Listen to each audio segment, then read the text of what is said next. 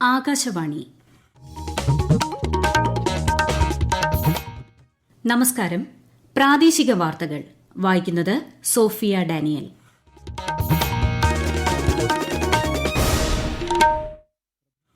പ്രധാന വാർത്തകൾ. പ്രധാനമന്ത്രി നരേന്ദ്രമോദി വയനാട് ഉരുൾപൊട്ടൽ നടന്ന മേഖലകൾ ശനിയാഴ്ച സന്ദർശിക്കും. വയനാട്ടിൽ നിന്ന് ദൌത്യം പൂർത്തിയാക്കി സൈന്യത്തിന്റെ ഒരു സംഘം മടങ്ങുന്നു. സൈന്യത്തിന് നന്ദി അറിയിച്ച് സംസ്ഥാന സർക്കാർ. പാർലമെന്റിന്റെ ഇരുസഭകളിലും നടപടികൾ പുരോഗമിക്കുന്നു. ഡിസാസ്റ്റർ മാനേജ്മെന്റ് ഭേദഗതി ബിൽ, വഖഫ് നിയമ ഭേദഗതി ബിൽ എന്നിവ ലോക്സഭ ഇന്ന് പരിഗണിക്കാൻ സാധ്യത. റിസർവ് ബാങ്കിന്റെ ദ്വൈമാസ ധനനയം പ്രഖ്യാപിച്ചു. തുടർച്ചയായ 9ാം തവണയും റിപ്പോ നിരക്ക് 6.5% തുടരുന്നു. 2021 നിയമസഭാ തെരഞ്ഞെടുപ്പിൽ പെരിന്തൽമണ്ണ മണ്ഡലത്തിൽ മുസ്ലിം ലീഗ് സ്ഥാനാർത്ഥി നജീബ് കാന്തപുരത്തിന്റെ വിജയം ചോദ്യം ചെയ്തുള്ള ഹർജി ഹൈക്കോടതി തള്ളി. പാരീസ് ഒളിമ്പിക്സിൽ സ്വർണ്ണ പ്രതീക്ഷയുമായി ഇന്ത്യയുടെ നീരജ് ചോപ്ര ഇന്ന് മത്സരിക്കും. ഹോക്കിയിൽ വെങ്കല മെഡലിനായി ഇന്ത്യ ഇന്ന് സ്പെയിനിനെ നേരിടും. വാർത്തകൾ വിശദമായി. 2 ദിവസത്തെ സന്ദർശനത്തിനായി ന്യൂസിലൻഡിലെത്തിയ രാഷ്ട്രപതി ദ്രൌപദി മുർമു വെല്ലിംഗ്ടൺ റെയിൽവേ സ്റ്റേഷനിൽ സ്ഥാപിച്ചിരിക്കുന്ന മഹാത്മാഗാന്ധിയുടെ പ്രതിമയിൽ പുഷ്പാർച്ചന നടത്തി. കേന്ദ്ര സഹമന്ത്രി ജോർജ് കുര്യൻ, ലോക്സഭാ എംപിമാരായ ജുഗൽ കിഷോർ ശർമ്മ, സൌമിത്ര ഖാൻ എന്നിവരും രാഷ്ട്രപതിക്കൊപ്പമുണ്ട്. ഗവർണർ ജനറൽ സിൻഡി കിറോയുമായും പ്രധാനമന്ത്രി ക്രിസ്റ്റഫർ ലക്സനുമായും രാഷ്ട്രപതി ഇന്ന് ഉഭയകക്ഷി ചർച്ചകൾ നടത്തും. ദേശീയ യുദ്ധസ്മാരകത്തിൽ പുഷ്പചക്രം സമർപ്പിക്കുന്ന രാഷ്ട്രപതി ഓക്ലാൻഡിൽ ഇന്ത്യൻ സമൂഹവുമായി സംവദിക്കും. 2 ദിവസത്തെ ഫിജി സന്ദർശനം പൂർത്തിയാക്കിയാണ് ശ്രീമതി മുർമു ഓക്ലാൻഡിലെത്തിയത്. ശനിയാഴ്ച തിമോർ ലെസ്തെയും രാഷ്ട്രപതി സന്ദർശിക്കും. വയനാട് ഉരുൾപൊട്ടൽ ബാധിത മേഖലകൾ പ്രധാനമന്ത്രി നരേന്ദ്രമോദി ശനിയാഴ്ച സന്ദർശിക്കും. ഉച്ചയോടെ കൽപ്പറ്റയിലെത്തുന്ന അദ്ദേഹം വ്യോമ നിരീക്ഷണവും നടത്തും. പ്രധാനമന്ത്രിയുടെ സന്ദർശനത്തെ സ്വാഗതം ചെയ്യുന്നതായി മന്ത്രി PA മുഹമ്മദ് റിയാസ് പറഞ്ഞു. ഉരുൾപൊട്ടൽ ദേശീയ ദുരന്തമായി പ്രധാനമന്ത്രി പ്രഖ്യാപിക്കുമെന്നാണ് പ്രതീക്ഷയെന്നും മന്ത്രി വയനാട്ടിൽ പറഞ്ഞു. അതേസമയം ദുരന്ത മേഖലയിൽ തിരച്ചിൽ നടത്തിയ സൈന്യത്തിന്റെ ഒരു സംഘം മടങ്ങുന്നു. സൈന്യം നൽകിയ പിന്തുണയ്ക്കും സേവനത്തിനും നന്ദി അറിയിക്കുന്നതായി മന്ത്രി മുഹമ്മദ് റിയാസ് യാത്രയയപ്പ് ചടങ്ങിൽ പറഞ്ഞു. ജില്ലാ ഭരണകൂടം സൈന്യത്തിന് ആദരവും നൽകി. ഹെലികോപ്റ്റർ ഉപയോഗിച്ചുള്ള തിരച്ചിൽ സംഘവും ബെയ്ലി പാലത്തിന്റെ ചുമതലയുള്ള സൈനിക സംഘവും വയനാട്ടിൽ തുടരും. നാളെ മുതൽ ദുരന്തഭൂമിയിൽ പൊതുജനങ്ങളെ കൂടി ഉൾപ്പെടുത്തി തിരച്ചിൽ ഊർജിതമാക്കുമെന്ന് മന്ത്രി കെ രാജൻ വ്യക്തമാക്കി. വയനാട് മുണ്ടക്കൈ ചൂരൽമല ദുരന്ത ബാധിതരുടെ പുനരധിവാസം 3 ഘട്ടങ്ങളിലായി നടപ്പാക്കുമെന്ന് മന്ത്രിസഭാ ഉപസമിതി. നിലവിൽ ക്യാമ്പുകളിൽ കഴിയുന്നവരെ താൽക്കാലികമായി പുനരധിവസിപ്പിക്കുന്നതാണ് 1ാം ഘട്ടം. ഇതിനായി ബന്ധുവീടുകളിൽ പോകാൻ താൽപര്യമുള്ളവർക്ക് അതിനുള്ള സൌകര്യമൊരുക്കും. മറ്റുള്ളവരെ താമസിപ്പിക്കുന്നതിന് വാടക വീടുകളോ മറ്റ് സൌകര്യങ്ങളോ സർക്കാർ ചെലവിൽ കണ്ടെത്തി നൽകും. ഇതിനായി തദ്ദേശ സ്ഥാപനങ്ങളുടെ സഹകരണത്തോടെ വിപുലമായ പദ്ധതിക്ക് രൂപം നൽകിയതായി റവന്യൂ മന്ത്രി കെ രാജൻ അറിയിച്ചു. സ്ഥിരം വീടുകളിലേക്ക് മാറുന്നതിനു മുൻപുള്ള ഇടക്കാല ട്രാൻസിറ്റ് ഹോം സംവിധാനമാണ് 2ാം ഘട്ടത്തിൽ നടപ്പിലാക്കുക. സമ്പൂർണ്ണ പുനരധിവാസത്തിന്റെ ഭാഗമായുള്ള എല്ലാ സൌകര്യങ്ങളോടും കൂടിയ ടൌൺഷിപ്പ് പദ്ധതി 3ാം ഘട്ടത്തിലാണ് നടപ്പിലാക്കുകയെന്നും റവന്യൂ മന്ത്രി അറിയിച്ചു.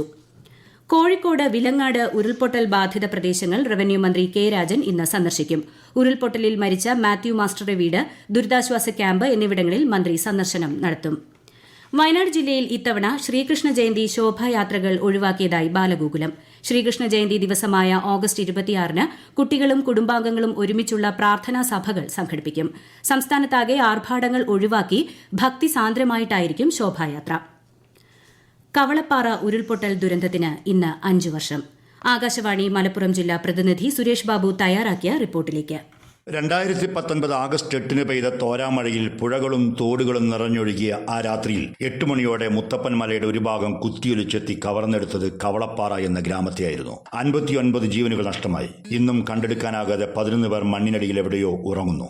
അപകടസ്ഥലത്തേക്ക് ഓടിയെത്തിയവർ നടത്തിയ സമാനതകളില്ലാത്ത രക്ഷാപ്രവർത്തനം മാനവികതയുടെ അതുല്യമായ അടയാളമായി മാറി. ദുരന്തം നടന്ന് 5 വർഷം പിന്നിടുമ്പോഴും കണ്ണീരുണങ്ങാതെ ഒരു ജനത അതിജീവനത്തിനായി പൊരുതുകയാണ്. സർക്കാരിന്റെയും വിവിധങ്ങളായ സംഘടനകളുടെയും വ്യക്തികളുടെയും എല്ലാം ചേർത്ത് പിടിക്കലിന്റെ സ്വാതന്ത്ര്യം അനുഭവിക്കുമ്പോഴും നഷ്ടപ്പെട്ടതിനെ ഓർത്ത് വിതുമ്പാതിരിക്കാൻ അവർക്കാവില്ല. ഇനിയും പൂർത്തിയാക്കാൻ ഏറെ കടമകളും ദൌത്യങ്ങളും കവളപ്പാറയിൽ അവശേഷിക്കുകയാണ്.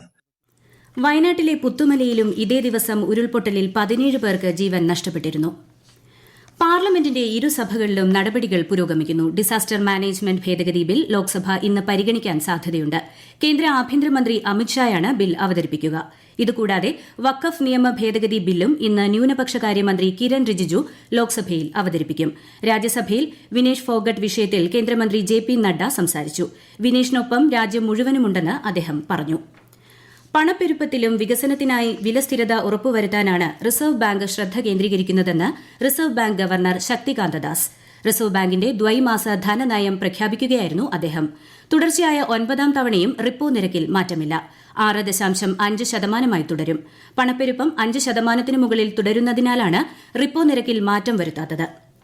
2021 നിയമസഭാ തിരഞ്ഞെടുപ്പിൽ പെരിന്തൽമണ്ണ മണ്ഡലത്തിലെ മുസ്ലിം ലീഗ് സ്ഥാനാർത്ഥി നജീബ് കാന്തപുരത്തിന്റെ വിജയം ചോദ്യം ചെയ്തുള്ള ഹർജി ഹൈക്കോടതി തള്ളി. എതിർ സ്ഥാനാർത്ഥിയായിരുന്ന KP മുഹമ്മദ് മുസ്തഫ നൽകിയ ഹർജിയാണ് കോടതി തള്ളിയത്. 38 വോട്ടുകൾക്കായിരുന്നു നജീബ് കാന്തപുരം ജയിച്ചത്. ഹർജി കോടതി തള്ളിയതോടെ നജീബ് കാന്തപുരം MLA ആയി തുടരും. ബംഗാൾ മുൻ മുഖ്യമന്ത്രിയും മുതിർന്ന CPM നേതാവുമായ ബുദ്ധദേവ് ഭട്ടാചാര്യ അന്തരിച്ചു. 80 വയസ്സായിരുന്നു. ദീർഘനാളായി ചികിത്സയിലായിരിക്കെ കൊൽക്കത്തയിലായിരുന്നു അന്ത്യം. 2000 മുതൽ 2011 വരെ 11 വർഷം തുടർച്ചയായി ബംഗാളിന്റെ മുഖ്യമന്ത്രിയായിരുന്നു. പശ്ചിമബംഗാളിലെ അവസാനത്തെ CPM മുഖ്യമന്ത്രിയായിരുന്നു ഭട്ടാചാര്യ. ബുദ്ധദേവ് ഭട്ടാചാര്യയുടെ നിര്യാണത്തിൽ പശ്ചിമബംഗാൾ മുഖ്യമന്ത്രി മമതാ ബാനർജി അനുശോചിച്ചു. ഈ വാർത്തകൾ ആകാശവാണിയിൽ നിന്ന്. ബംഗ്ലാദേശിൽ നൊബേൽ പുരസ്കാര ജേതാവ് മുഹമ്മദ് യൂനസിന്റെ നേതൃത്വത്തിലുള്ള ഇടക്കാല സർക്കാർ ഇന്ന് സത്യപ്രതിജ്ഞ ചെയ്യും. സൈനിക തലവൻ ജനറൽ വക്കർ ഉസ് സമാൻ ഇന്നലെ മാധ്യമങ്ങളെ അറിയിച്ചതാണ് ഇക്കാര്യം.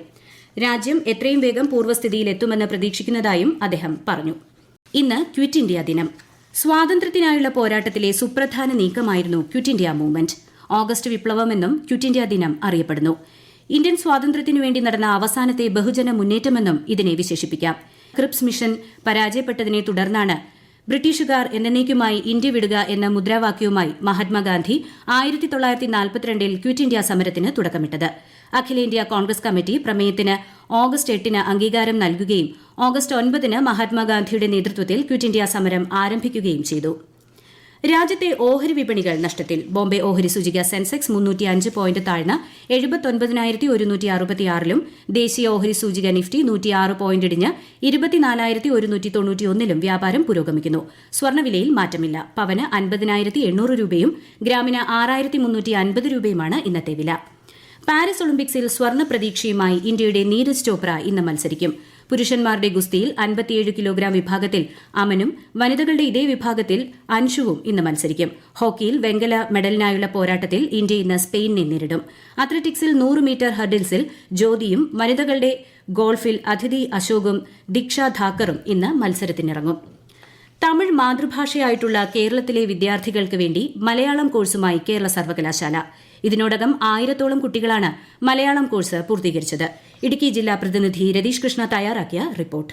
തമിഴ് മാതൃഭാഷയായിട്ടുള്ള കേരളത്തിലെ വിദ്യാർത്ഥികളെ മലയാളം പഠിപ്പിച്ച PSC നിയമനങ്ങൾക്കുൾപ്പെടെ സമർപ്പിക്കാവുന്ന സർട്ടിഫിക്കറ്റ് ലഭ്യമാക്കുക എന്ന ലക്ഷ്യത്തോടെയാണ് കേരള സർവകലാശാല മലയാളം കോഴ്സ് നടപ്പിലാക്കി വരുന്നത്. സർവകലാശാലയുടെ മലയാളം കോഴ്സിന് വലിയ സ്വീകാര്യത ലഭിച്ചു കഴിഞ്ഞു. +2 യോഗ്യതയുള്ള തമിഴ് മാതൃഭാഷയായിട്ടുള്ള വിദ്യാർത്ഥികൾക്ക് കേരള സർവകലാശാലയുടെ മലയാളം കോഴ്സിൽ ചേർന്ന് പഠനം നടത്താം. ദിവസവും ഓൺലൈനായിട്ടാണ് മലയാളം കോഴ്സിന്റെ പഠനം നടക്കുന്നത്. വിദ്യാർത്ഥികളുടെ സൗകര്യാർത്ഥം പരീക്ഷ എഴുതാൻ മൂന്നാറിൽ സെന്റർ ക്രമീകരിച്ചിരുന്നു. സർട്ടിഫിക്കറ്റ് വിതരണത്തിന് മൂന്നാർ വേദിയാക്കാൻ ബന്ധപ്പെട്ടവർ ലക്ഷ്യമിടുന്നു. തമിഴ് മാതൃഭാഷയായിട്ടുള്ളവർക്ക് മലയാളം അറിയാത്തത് മൂലമുണ്ടാകുന്ന പ്രായോഗിക ബുദ്ധിമുട്ട് ഒഴിവാക്കാൻ സഹായിക്കുന്നതാണ് കേരള സർവകലാശാലയുടെ മലയാളം കോഴ്സ്. പാലക്കാട് മലമ്പുഴ അണക്കെട്ടിലെ 4 ഷട്ടറുകൾ തുറന്നു. ഡാമിലെ ജലനിരപ്പ് 112.99 മീറ്റർ എത്തിയതോടെ ഷട്ടറുകൾ 5 സെന്റിമീറ്റർ വീതം തുറന്നത്. ചെറിയ തോതിലാണ് വെള്ളം തുറന്നുവിടുന്നതെങ്കിലും മുക്കൈ, കൽപ്പാത്തി, ഭാരതപ്പുഴ തീരങ്ങളിൽ താമസിക്കുന്നവർ ജാഗ്രത പുലർത്തണമെന്ന് നിർദ്ദേശമുണ്ട്. ലക്ഷദ്വീപിലെ വിവിധ പ്രതിസന്ധികളിൽ കേന്ദ്ര സർക്കാർ അടിയന്തരമായി ഇടപെടണമെന്ന് ലക്ഷദ്വീപ് MP ഹംദുള്ള സയ്യിദ് പാർലമെന്റിൽ ആവശ്യപ്പെട്ടു. കൃഷി, മൃഗസംരക്ഷണം, തൊഴിലില്ലായ്മ, തുറമുഖ വികസനം ഉൾപ്പെടെയുള്ള വിവിധ മേഖലകളെ ആസ്പദമാക്കി കേന്ദ്ര ബജറ്റിനെ വിശകലനം ചെയ്ത് സംസാരിക്കുകയായിരുന്നു അദ്ദേഹം. പ്രധാന വാർത്തകൾ വീണ്ടും. പ്രധാനമന്ത്രി നരേന്ദ്രമോദി വയനാട് ഉരുൾപൊട്ടൽ നടന്ന മേഖലകൾ ശനിയാഴ്ച സന്ദർശിക്കും. വയനാട്ടിൽ നിന്ന് ദൌത്യം പൂർത്തിയാക്കി സൈന്യത്തിന്റെ ഒരു സംഘം മടങ്ങുന്നു. സൈന്യത്തിന് നന്ദി അറിയിച്ച് സംസ്ഥാന സർക്കാർ. പാർലമെന്റിന്റെ ഇരുസഭകളിലും നടപടികൾ പുരോഗമിക്കുന്നു. ഡിസാസ്റ്റർ മാനേജ്മെന്റ് ഭേദഗതി ബിൽ, വഖഫ് നിയമ ഭേദഗതി ബിൽ എന്നിവ ലോക്സഭ ഇന്ന് പരിഗണിക്കാൻ സാധ്യത. റിസർവ് ബാങ്കിന്റെ ദ്വൈമാസ ധനനയം പ്രഖ്യാപിച്ചു. തുടർച്ചയായ 9ാം തവണയും റിപ്പോ നിരക്ക് 6.5% തുടരുന്നു. 2021 നിയമസഭാ തെരഞ്ഞെടുപ്പിൽ പെരിന്തൽമണ്ണ മണ്ഡലത്തിലെ മുസ്ലിം ലീഗ് സ്ഥാനാർത്ഥി നജീബ് കാന്തപുരത്തിന്റെ വിജയം ചോദ്യം ചെയ്തുള്ള ഹർജി ഹൈക്കോടതി തള്ളി. പാരീസ് ഒളിമ്പിക്സിൽ സ്വർണ്ണ പ്രതീക്ഷയുമായി ഇന്ത്യയുടെ നീരജ് ചോപ്ര ഇന്ന് മത്സരിക്കും.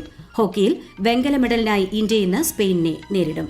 പ്രാദേശിക വാർത്തകൾ കഴിഞ്ഞു. അടുത്ത വാർത്താ പ്രക്ഷേപണം 12:50.